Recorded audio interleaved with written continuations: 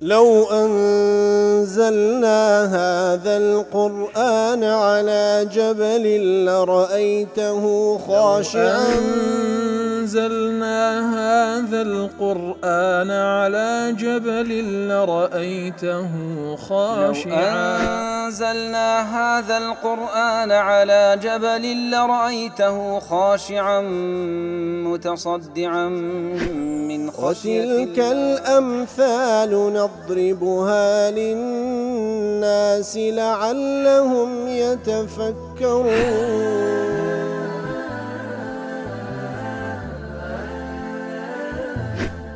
الحمد لله والصلاة والسلام على رسول الله وعلى آله وصحبه ومن والاه. السلام عليكم ورحمة الله. برزان خوشحال لوانەی 711 لەوانەکانی تەفسیری قورئانی پیرۆز بێم و خزمەتتان بەمەبەستی ڕەزامەندی رب العالمين وهیوادارم ئەوەی ئازی سوودی لێوەربگرن. أعوذ بالله من الشيطان الرجيم. بسم الله الرحمن الرحيم. قال أنظرني إلى يوم يبعثون قال إنك من المنظرين. بەڵێ خۆشەویستان، رب العالمين لەدوای ئەوەی کەوا باس لەو مەشهەدە دەکا کاتێکەوە فەرمانی بە مەلایکەتەکان کرد لە زمنی وانیشکەوە ئیبلیس لە ڕیزی مەلایکەتەکان بوو سوزدە لە بۆ ئادەم بن، سوزدە و سوزدە بردنی تەحیە و ڕێزلێنان.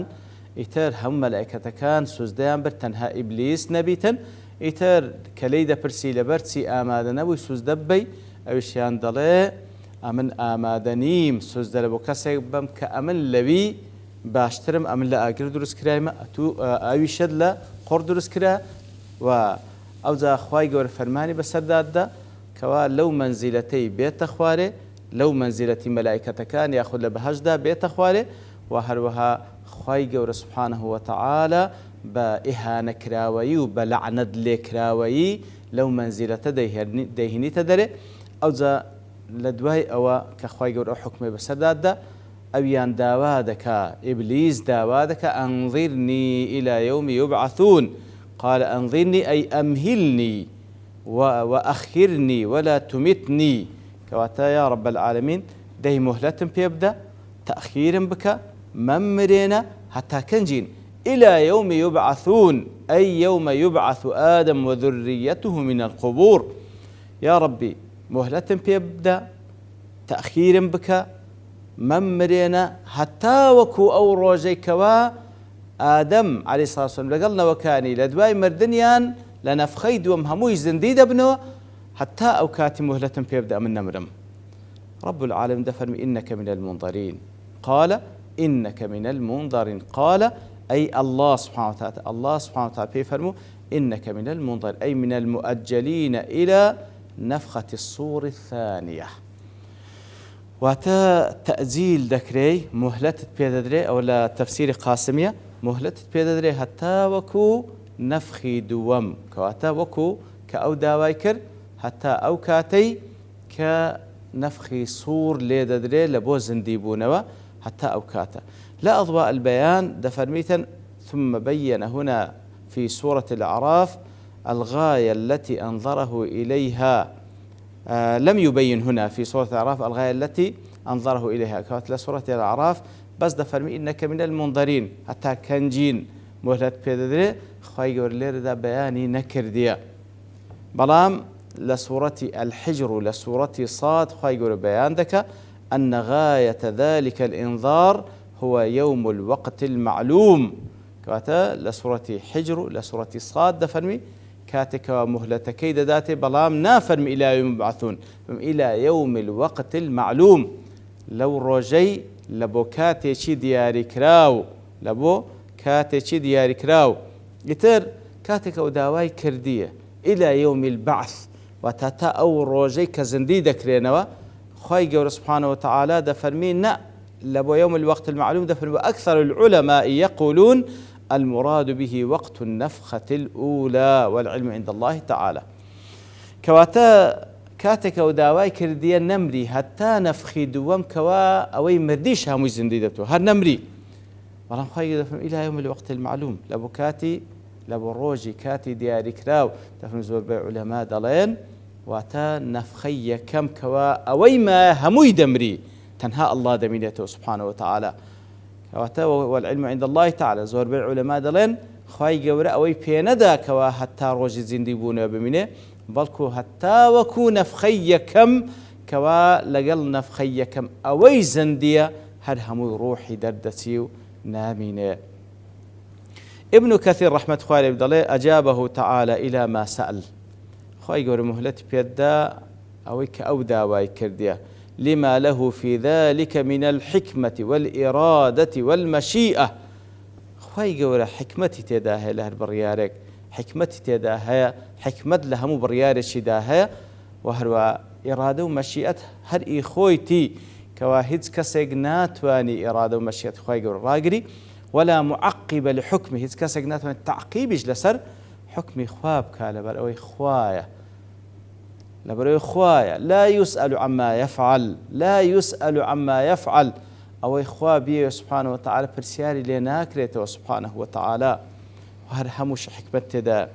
وهروە إمام أبو سعد المحسن بن كرام الجشمي اليماني لتفسير كبناء التهذيب دڵێ ومتى قيل ما وجه سؤاله مع أنه مطرود وملعون ئەگەر بگوترێ باشە ئەو ئیبلیسە لەگەڵ ئەوەی کەوا خوای گەورە سبحانه وتعالى لعنەتی لێ کرد باشە کو ئەدی ئەو دوعای کرد و داواکاری لە خوای گەورە کرد دەڵێ فجوابنا علمه بإحسانه تعالى إلى خلقه من أطاع ومن عصى لەبەر ئەوەی ئەو داوای لێ کرد لە دوای ئەوەش کەوا زانی خوای گەورە لعنەتی لێ کردیە دەزانی ئەو خوا سبحانه وتعالى ئیحسان و چاکەی هەیە لەگەڵ بەندەکانی بەگشتی ئەوەی کەوا عصیانیان کردی ئەوەی کەوا چاکەش دەکەن فلم يمنعه من السؤال ما ارتكب من المعصية کەواتە لەگەڵ ئەوەش کەوا ئەو معصیەتە گەورەش کردی ئەو معصیەتە منعی نەکرد کەوا پرسیار لە خوا بکە و دوعای لێ بکە کەواتە بەڕاست دوعا بکە لە بۆ خوا سبحانه وتعالى بپارێتەوە کەواتە بەڕاستی ئەوە خاڵێکی زۆر گرنگە خاڵێکی زۆر گرنگە یعنی هەرچەندە گوناهبار بین ئێمە هەرچەندە گوناهبار بین بەڵام ئینسان مادام وەکو ئیبلیس تەکەببر ناگیر ئیبلیس لەگەڵ گوناهەکەی تەکەببریش گرتی ئەوجا هێشتاش داواکاری لەخوا هەیە و مەیوس نییە لەخوا کەواتە ئێمە هەرچەندە گوناهباریش بین و بە تەئکیدیش ئەو تەکەببڕەمان نییە کەوا ئیبلیس هەیتی مەگەر کافرێکی زۆر عنید بی ئیتر هەرچەندە گوناهبار بین با مەیوس نەبین لە ڕەحمەتی خوا با لەخوا داوا بکەین سبحانه وتعالى ومتى قيل هل خاطبه بهذا دەڵێ ئەگەر پرسیارش بکرێ ئایا خوای گەورە بەخۆی وەڵامی داوە قلنا يحتمل ذلك احتمال بخوي وەڵامەکەی داوە ويحتمل أنه أمر ملكا فخاطبه به يعني أوتا خوای گەورە سبحانه وتعالى فەرمای بە مەلایکەتێک کرد کە بەو شێوەیە خطاب بفەرمی. لها تفسير سعدي دڵێ فلما أعلن عدو الله بعداوة الله وعداوة آدم وذريته كاتكوا إبليس كدجمني خوايا إعلان عداوتك لقل خوا سبحانه وتعالى لقل آدم ذرية آدم لقل أوس سأل الله النظيرة والإمهال إلى يوم البعث لخواي قوري داواكر كوا تأخير بك حتى وكروج زنديبونه لبرتسي ليتمكن من إغواء ما يقدر عليه من بني آدم تاوك أوي بي بكري لبني آدم هر هموي سلب شويني. ولما كانت حكمة الله مقتضية لابتلاء العباد واختبارهم كاتش كوا حكمة رب العالمين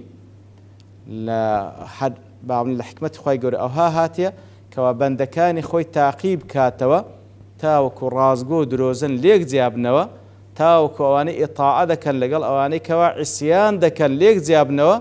أجابه لما سأل خوي جور سبحانه وتعالى ولا مدداتوا لسر أو داوا كاريك أو ديكا بل لا معارج تفكر لقد استعطف إبليس ربه في الجلستين الأولى والثانية تفرمي كبسيزر سوكلواني رابرج باس ماكر بسيزر سخواي قور محكمة دكا دفن إبليسيش لجلسية كم دوم عيني بابلين استعطف إبليس ربه واتا بشويك خطاب دكا لقال الله سبحانه وتعالى داواي رحمتي لذكاتا فقال فيهما بعد إصدار الحكم عليه كات لدواء كواخوي يقول حكمش لسردا أو زاد فرمي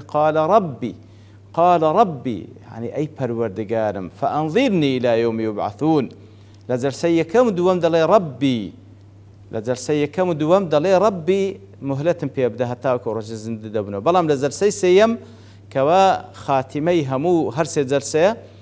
لو حالتي بوشتي خطاب لقال خوادك ببي أوي بلي رب يكسر ده فأنظرني إلى يوم يبعثون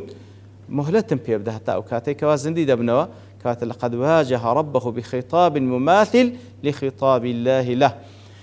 كوات هروكو لواني رابر جوج باس ما كرد ما جام في ذاك خواي قرد لسي كم دوام ناوي ديني دليا إبليس بالكو بقريتوا بلام لزرسي سيام كحكم كي بسرداد ناوي شينايني هيت قيمتي ناداته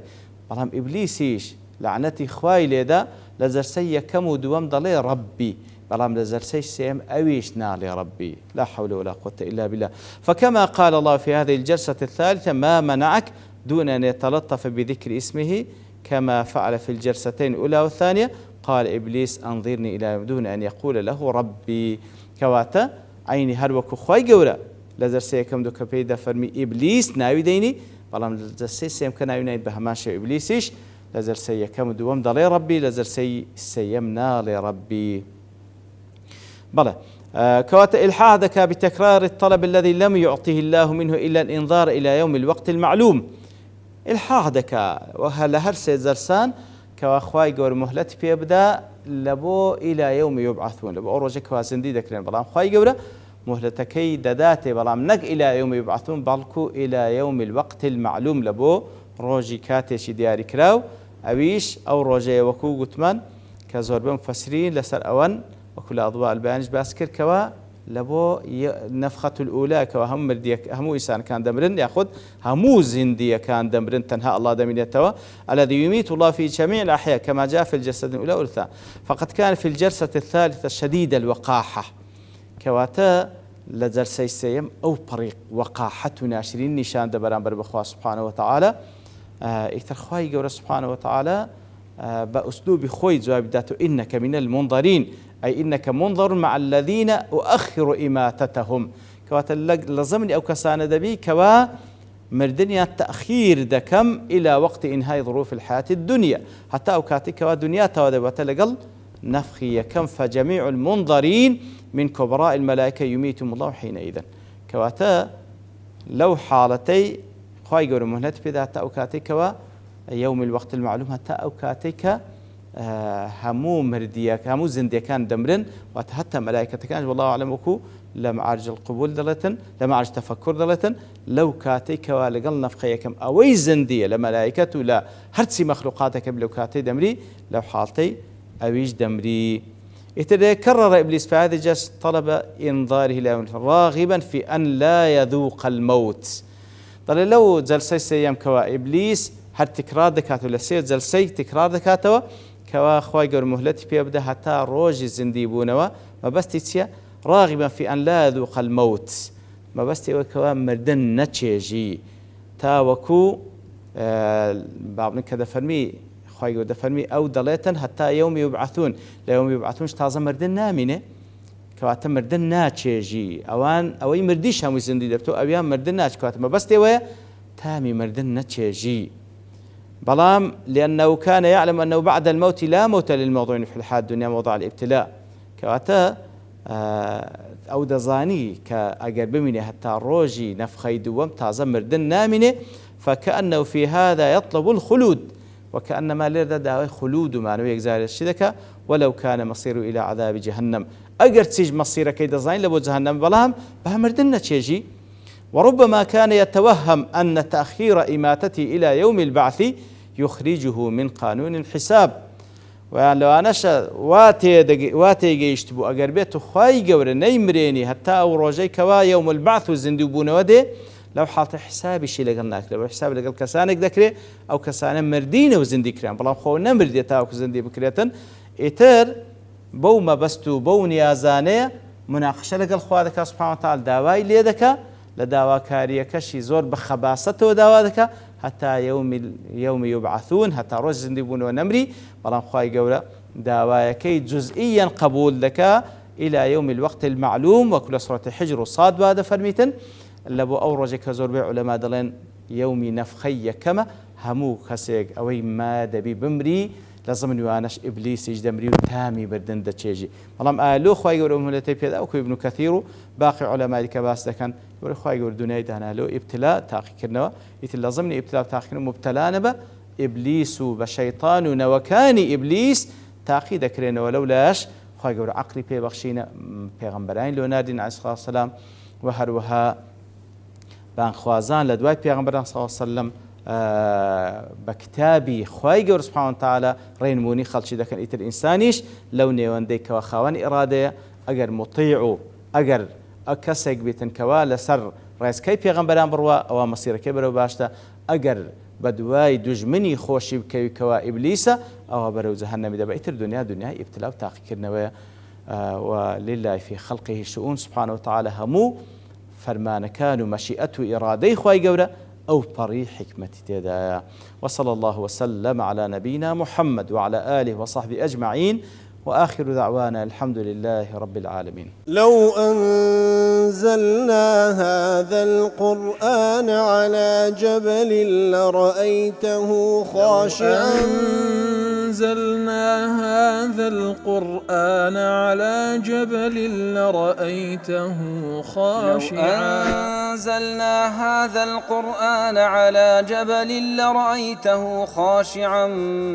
متصدعا من خشية الله. وتلك الأمثال نضربها للناس لعلهم يتفكرون.